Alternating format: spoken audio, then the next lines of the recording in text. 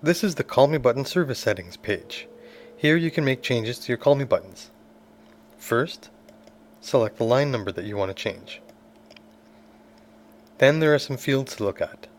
We have the account number, then the Call Me Button ID, as well as the current remaining balance for that button. Then you can put a description in.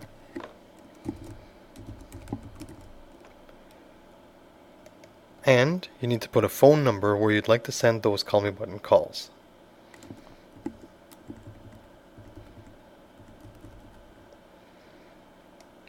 An extension number is used if you're behind a PBX. So, if to reach you normally, you would call this number and then you are at extension 213, you could punch in 213 here. The admin pin is used for administrative purposes over the phone. Call direction allows you to change who gets called first when the Call Me button is clicked. You can choose to call yourself first and then call the person who clicked the button on the web, or the other way around. Call the web caller first and then call me.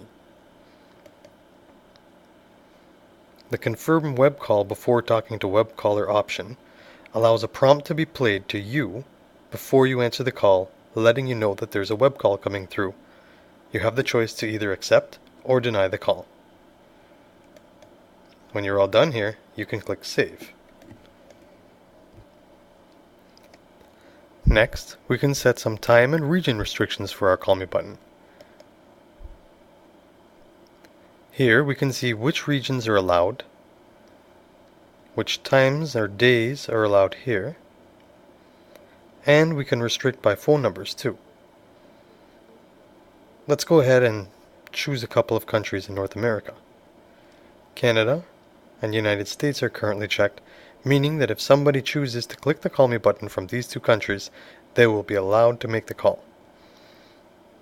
Let's go ahead and choose another one.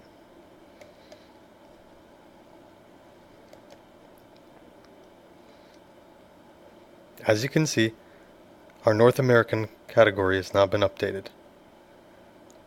We can also set day restrictions by clicking Edit. We can choose to make our Call Me button available only on certain days, like Monday, Tuesday, and Wednesday. On Thursday, Friday, Saturday, and Sunday, the button would be unavailable, so we can put a message in here that we want displayed to our clients. Something like, "We're closed right now." Of course, you can get a lot more detailed than that. You can also choose to have no restrictions at all and simply have your button available 7 days a week. When you're done, go ahead and click Save. Let's have a look now at Session Details. Session Details shows us a list of the calls that have been made through the Call Me button. In this case, there's only one to show. First, we have our Call Detail Record ID, or CDR ID for short, an identification number for the call. Then, we have the date and time that the call was made, the name that the person input into the button, and their email address,